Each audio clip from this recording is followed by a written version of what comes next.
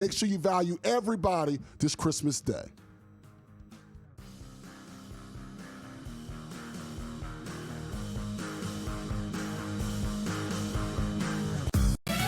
The tree is set, the gifts are ready, but the real action is just getting started. What gifts do we have for you? From the first tear of wrapping paper to the final whistle, we are live. Join SportsGrid all Christmas Day for the ultimate coverage. Don't just celebrate. Somebody pinch me. Is this real? Win. Merry Christmas from SportsGrid.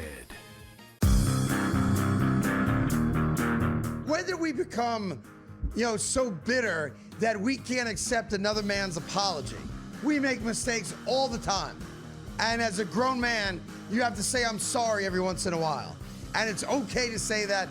And the apology, I think, should be accepted. And in this case, I'm accepting it. The Craig Carden Show. Only on SportsGrid.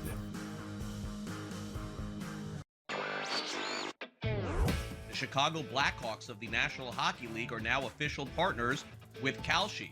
It takes effect this week. Each side can use the other's intellectual property for co-marketing purposes, and Kalshi will be promoted during home games at the United Center and on Blackhawks broadcasts. First of its kind, certainly probably not the last as well.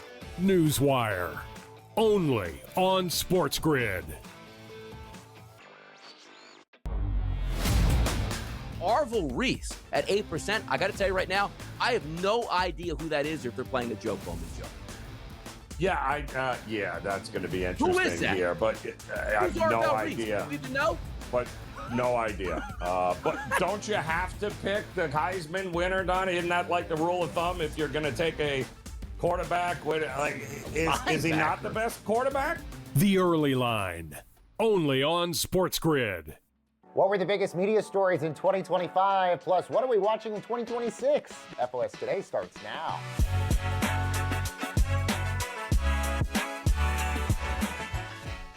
Hi, everyone, and welcome to Front Office Sports Today, your look inside the stories that are shaping the business and culture of sports. I'm Baker Machado at FOS Studios here in New York City, and this podcast is brought to you by Invesco QQQ. Changing the game has always been our game. You can access NASDAQ 100 companies in just one ETF, Invesco Distributors, Inc. Now, coming up, we'll recap the biggest stories in sports media in 2025, from ESPN buying NFL Network, to Michael Jordan joining NBC's NBA coverage, to Barstool joining both Fox and Netflix, plus our big winners and losers in sports media. So let's get right into it.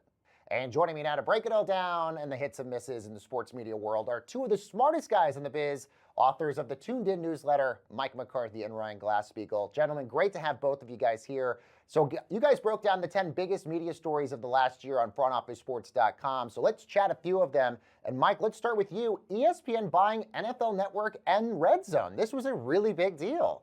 Yeah, I have to say this is the biggest deal of the year, Baker. It's been years in the making, and it will take years to sort out. We don't even know it's going to be approved. As we know, Trump hates ESPN, and he's also had problems with the NFL. So God knows what the president's going to do. But yeah, it was just a huge deal for the four letters to sell 10% of itself for a deal worth $2 billion.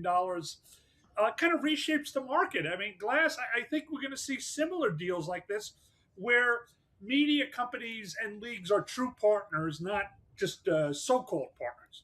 Yeah, I mean, we've seen this already with CBS and the NFL, where the NFL had a take in Skydance, and Skydance acquires Paramount. Therefore, NFL has a stake in Paramount. Now, it is interesting because the leagues love, selling off their rights piece by piece. Like there's a reason all the games aren't on NFL Network. When they own them, they could distribute them themselves. They like having a bunch of media partners, slicing and dicing up the pie.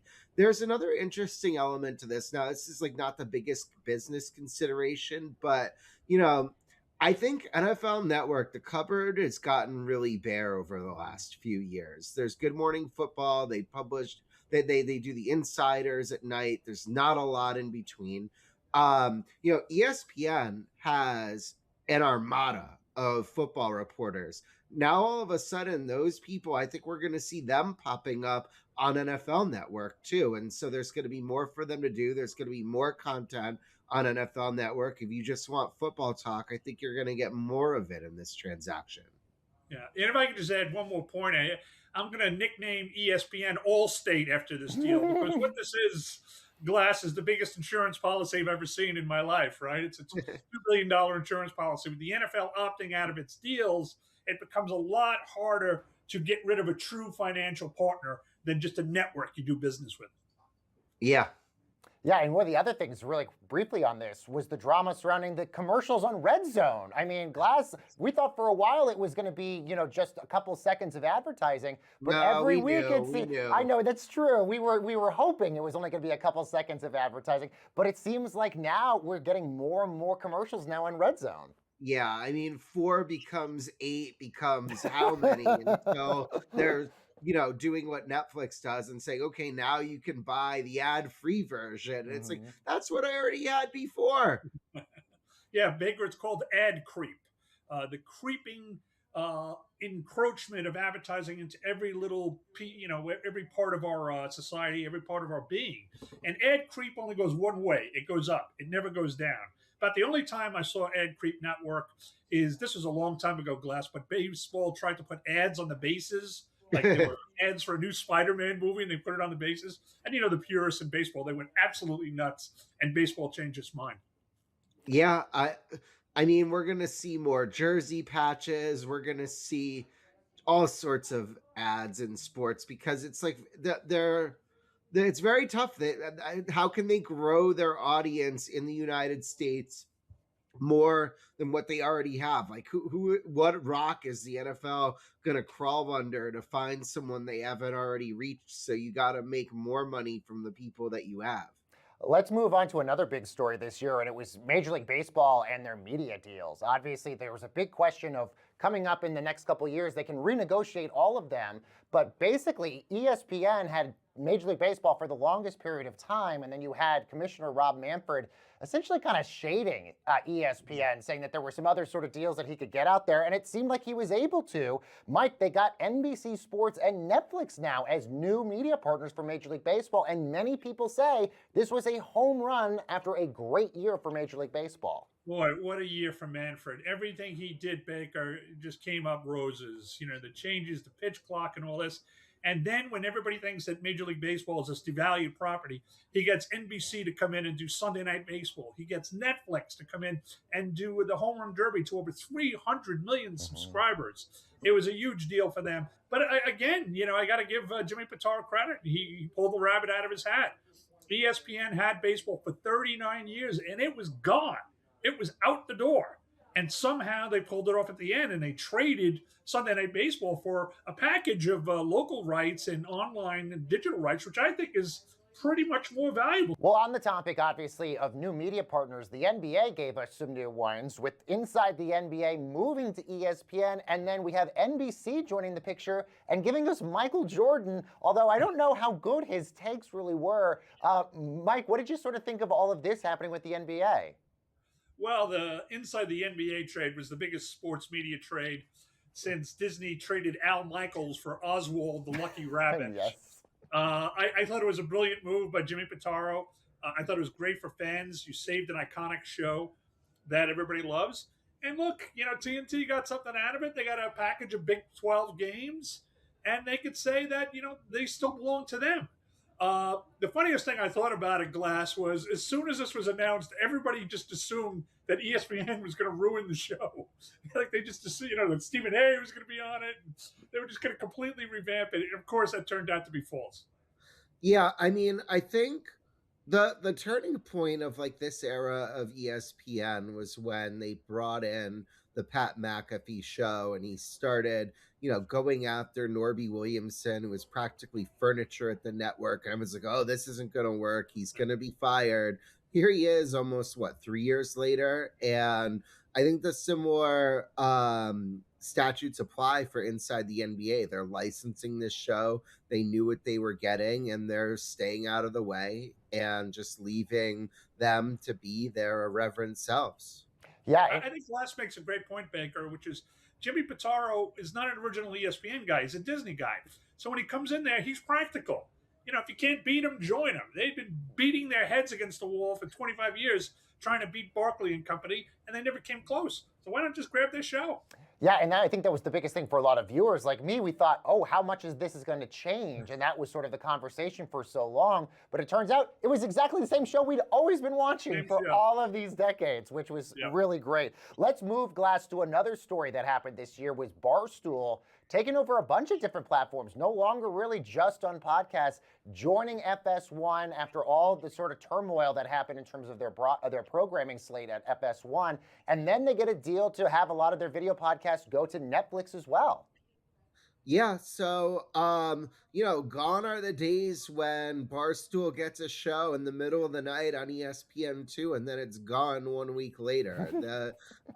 They have grown to be mainstream, and it goes back to what Mike said about you can't beat them, join them. Fox realized that they needed to reach this Barstool viewer demographic. They bring in Dave Portnoy for Big Noon Kickoff. Ratings go up 14% this year. Wake Up Barstool. I think it's still kind of working out some of its kinks, but it's certainly a different option in the morning versus what we're used to on TV. And then, as you said, Netflix comes in, does a big deal for Pardon My Take, Ryan Russillo's show, and Spittin' Chicklets. And that's really, what else can you say other than Barstool has become part of the accepted fabric in mainstream media. And I don't know that anybody ever really knew this day would come until, lo and behold, we're here. All right, still ahead, everyone. Mike and Glass give us their winners and losers in sports media in 2025 and so much more. Don't go anywhere.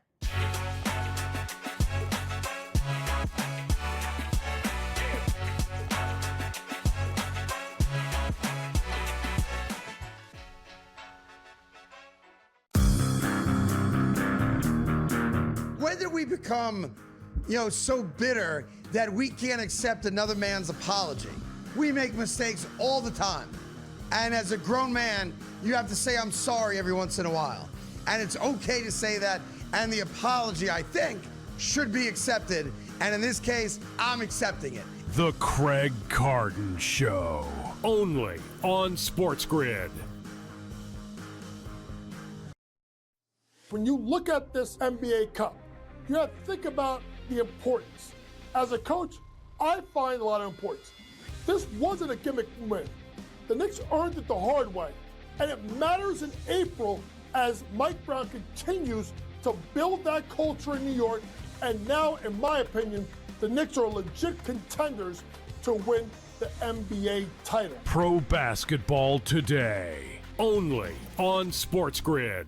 Football contest season is back, and so is the Las Vegas Football Contest Show, Season 2, the sharpest football contest show in the land. Focusing on all three Circus Sports contests and the Westgate Superbook Super Contest, we handicap the games and release our contest picks every week of the season. Featuring Super Contest champions Brady Cannon, James Salinas, and former NFL player Mike Pritchard, all team will have you prepared this season like none other. Check us out every weekend right here on SportsGrid. The tree is set, the gifts are ready, but the real action is just getting started. What gifts do we have for you? From the first tear of wrapping paper to the final whistle, we are live. Join SportsGrid all Christmas Day for the ultimate coverage.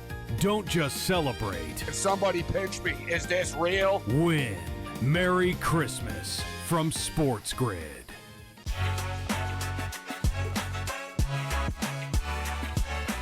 Welcome back, everyone, to Front Office Sports Today. I'm Baker Machado, and as we look back at some of the biggest stories in 2025, who are some of the biggest winners and losers in sports media? Still with us are FOS reporters and authors of the Tuned In Media newsletter, Mike McCarthy and Ryan Glasspiegel. Mike, you listed your winners and losers for a story on frontofficesports.com that's available right now for everybody to read. And let's start with the NFL. Why were they one of your winners? Yeah, the shield is gold-plated, Baker. It's the NFL's world. We're all living in it. Right now, the NFL is on pace for its best TV season since 1989. It's crazy. And they just pulled 57 million people on a Thanksgiving game. And then you look at what's going on in 2026. The worst kept secret in sports media is they're going to reopen the contracts early and start the bidding. So, I think when you look at winners and losers, the winners start with the NFL up here and then everybody else down here. Yeah, the NFL is just like manifest destiny, and this wasn't necessarily a this year thing. This is more of a last year thing, but the NBA used to have Christmas just nailed down. Like nobody thought it was the NBA's day. Then the NFL says, not so fast. We're just gonna claw it from you," and they did. And now there's going to be a triple header on Christmas this year. And so it's going to be now this is going to be an interesting year because the NBA games are going to be maybe a little bit more compelling than the NFL games for Christmas. But in terms of viewership, NFL is still probably going to like wipe them off the face of the earth. And I don't think that most people realize reflexively how much bigger the NFL is than all of the other sports. But, Mike mentioned that like 57 million, it's like what, slightly over it's like 10 to 15 million people watch the NBA finals, and you've got 57 million watching one NFL game on Thanksgiving. And so the scale of what they do is just absurd. Yeah. Mike, let's move to one of the losers on your list. And a lot of people thought maybe he could have turned around University of North Carolina, but he was getting, documentary deals, and, ESPN was giving him tons of headlines. Bill Belichick turned out to be not a pretty big win for North Carolina this year. Oh, my God. Chapel Bill has been a disaster on so many fronts. The team is a disaster. His return to coaching was a disaster. His move to college was a disaster.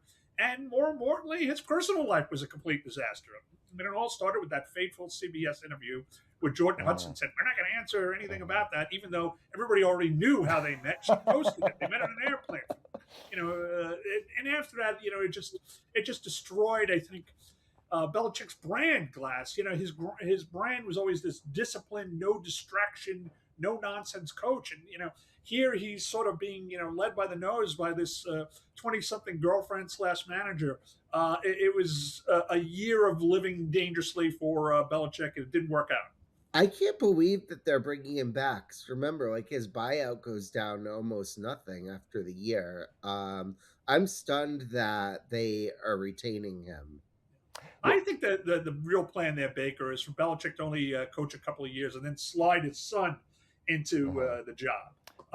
We see this all the time in football, right? There's nepotism all over the place. Look, there's nepotism in sportscasting. How many father-son duos? So I think that's the plan all along. But yeah, it just if he had to do a do-over, I think he would. Yeah, I think you're right. All right, let's move to one of the winners' glass. And we're going to lump these three guys at ESPN all in together. Stephen A. Smith, he got a big paycheck this last year, or obviously in his last contract negotiation with ESPN. Then you got ESPN president Jimmy Pitaro, who had a pretty big year as well. And then you have one of the most famous faces on the network not named Stephen A. Smith being Pat McAfee. Yeah, McAfee continues to be a big winner. College Game Day is setting records. And where he's really a winner and where Stephen A. is a winner too is that these are the first two people in the history of ESPN who can just get away with saying and doing whatever they want. For a long time, the prevailing wisdom was nobody's bigger than the four letters. So many people, stars, just got booted out the door or allowed to leave. Dan Patrick, Bill Simmons, they forced Chris Berman into a retirement at one point. Chris Berman. And now, McAfee and Stephen A. just have a totally different set of rules than anything that we've ever seen. And as far as Pitaro being a winner, we talked about the NFL deal that he did already. He repositioned ESPN for what's probably a better MLB deal going into the next century. Now, they did lose the UFC. I'm sure that they would like to have that, as we're in this era where driving subscriptions is very important, but they couldn't do it at the model where they were because UFC just wasn't delivering pay-per-view sales for them. So it's definitely been an interesting year for all three of those gentlemen. Yeah, when I look at the three of them, Pitaro saved MLB relationship, uh, married the NFL, which will protect ESPN for years to come. Uh, Stephen A. got the bag. Now the highest paid employee in ESPN history, which is amazing for a guy who was literally fired in 2009, fired by ESPN. And then three, you look at McAfee. I mean, his kicking segment is the best thing on live TV right now. I mean, people love it. It's going to be as big, if not bigger, than Corso's headgear. And McAfee has created a model that everybody is trying to copy, right? This playbook of owning your own company and owning your own show, then licensing it to the ESPN gives you a freedom to say and do whatever you want that other talents don't have. Yeah, it's such a great point. And one of the losers you guys have on the list is one of the guys that was on ESPN with Stephen A. Smith. Glass, that was Shannon Sharpe, who had a really disastrous year. Yeah, I mean, he had the lawsuit where he was accused by his girlfriend of sexual assault, and it really cost him everything. I mean, Mike and I wrote, it was a Friday. I remember it vividly. It was the Friday of WrestleMania. I was on vacation, and we get a tip that, he's about to command a huge deal. And we're thinking, it's going to be what, $20-30 million a year? It was going to add up to over 100. Yep. Then Monday or Tuesday, this lawsuit drops. And he not only doesn't get that big podcast deal, he gets dropped from ESPN. And he's been candid about it. I mean, when you see him talking about Sharon Moore, he's like, until you've been in those shoes where you're crashing out, you can't understand it. But when everything you've built is just all gone in one fell swoop, you don't know how you're going to react. And of course, if you want to get the full list of the winners and losers, including Rob Manfred being a big winner, you can read Mike McCarthy's piece over on frontofficesports.com. All right, coming up next, everyone, Mike and Glass preview 2026 and more. Front Office Sports Today returns after this quick break.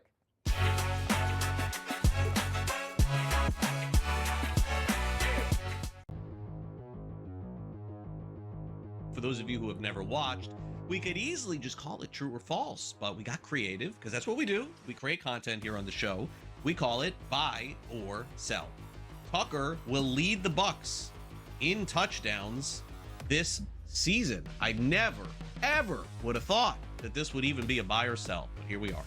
It had to be frustrating last night that he stole the one, right? Got the goal line carry there. I don't know when he became the goal line back, but he is. That being said, this is a pretty easy buy for me. I mean, he's got 6. Rashad White has 4. You want to guess how many Bucky Irving has, Craig? How many touchdowns do you think Bucky Irving has this year? You're close. You're close. He's got 1. Yeah, easy buy. Yeah, they're using him near the goal line, too. I did see some metrics that said that Irving has a hard time getting in the end zone, by the way. When it's close, he usually scores from outside, so it does appear that Tucker will lead the team in touchdowns this season. All right, 2 players that are going to be drafted inside the top 5 in fantasy. I probably could say, honestly, George, inside the top 3 in the first round of fantasy football next year. Jahmyr Gibbs will have a higher ADP than Bijan Robinson next season. Gibbs, I think, is close to your number 1 next year. I do. I think we'll trust him more than McCaffrey because he stays healthy. I'm sure in PPR, when he catches so many balls, so does McCaffrey. But we love the Detroit offense here. I don't think you can go wrong with any of these guys, by the way. All right, I'd be happy with all of them. But I think me personally, if I had, it was Gibbs, McCaffrey, which I think is really your 1-2 there, I'm going Gibbs. No, and I think I think next year's number 1 fantasy draft pick, it's not that it's going to be bad. I just think there's a lot of variation going into next year. I could see any of 3 or 4 players as of right now going number 1. I would have said Jonathan Taylor, but he slowed down. Fantasy Sports Today.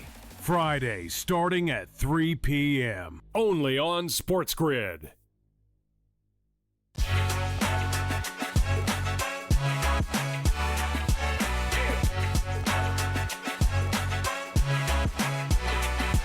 Welcome back, everyone, to Front Office Sports Today. This podcast is brought to you by Invesco QQQ. In football, changing the game begins with rethinking it, like rethinking how players work on their game.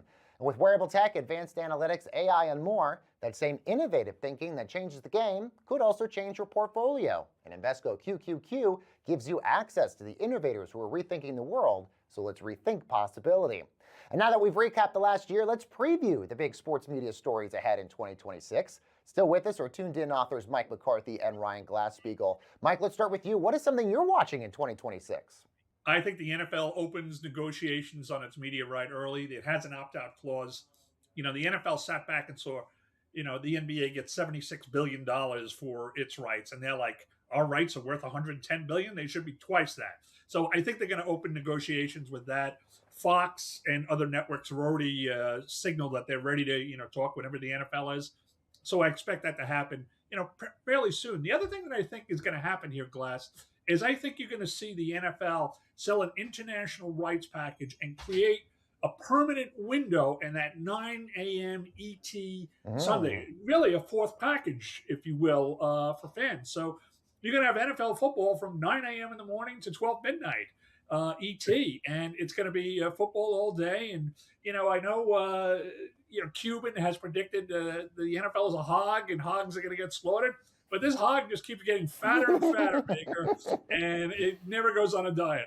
Yeah, so Glass, before you give your projection, what do you think of Mike's thoughts here about the NFL? Yeah, it is going to be interesting to see what happens. I mean, Fox and NBC are the ones that are going to have to claw at this point because, as we said earlier in the show, the NFL has equity stakes in CBS and ESPN. Amazon and Netflix and YouTube. Amazon has the Thursday nights. Netflix and YouTube have this smattering of games. Those three companies have, for all intents and purposes, unlimited money. So it's going to be very fascinating to see kind of how they re-slice and dice this TV package as they renegotiate it. Mike, which company do you think could get this new rights, this new game, this 9 a.m. game? Do you think that this could go to YouTube, given the fact that they just got the Oscars? One word, streamer. The NFL is in love with these streaming companies, right? Netflix has got 300 million paid subscribers around the world. Amazon, 200 million. The NFL sees streaming as the future. I mean, they're going to keep the linear networks, for the next 5-10 years, no doubt about it. But they're making a big bet on streaming. And I'll tell you, if I'm a legacy media company, I'm looking at Netflix, Amazon, and YouTube, I'm worried because those guys are coming. You know what I mean? They're here. They want more. They want the NFL. And they're rich. If Apple ever, if Apple's streaming service is ever going to make a real wave in sports and, not nibble around the edges with F1 and the MLS and this Friday night MLB package, imagine if they swooped in and got this international package. Then all of a sudden we would need it. Here's another thing you got to worry about if you're a legacy media company. As Glass said, you have an Apple, with a limitless budget bidding against you. What if they just decide to buy you and inherit your rights? I mean, these companies have market valuations in the trillions. They could just buy a legacy media company that has NFL, NBA, MLB rights, and they would go to the league and said, "Is it okay with you? You know what I mean? If we just continue to operate under these rights," the leagues will say sure because they all want to get in bed with the streamers. So that's something else they have to worry about. Glass, what's your projection for 2026? What are you watching? I think that Travis Kelce will retire and join one of these streamers. If I had to bet right now, I'd bet on Amazon. They already have a deal with the Kelce brothers to distribute the New Heights podcast through Wondery. And so they have the most places to put him in terms of having a whole season package of games. If I had to make a bet right now, I'd bet Kelce winds up on that Amazon desk. Ooh. I like that one. Yeah, Mike, what do you think? I think Travis Kelce would make great television. I feel like he could be a great analyst. He'd be great. And look, if Mahomes is coming back, Travis is already washed on the field. He had a decent year, but that's not the Travis Kelce we all know. If Mahomes, is out for the year, and it's very well likely because I'm hearing that the damage to his knee was very severe. Why would he want to come back? He's got $1 billion. He's got Travis Swift. He's got mansions. Like Glass said, he can just talk football, Amazon once a week, and do his podcast with his brother. I think Mahomes will be back for week 1, but I don't think Kelsey will be with him. And by the way, he's going to be apparently getting married to Taylor Swift in 2026. So that also is going to be potentially a big year for him. Glass Mike, great analysis as always.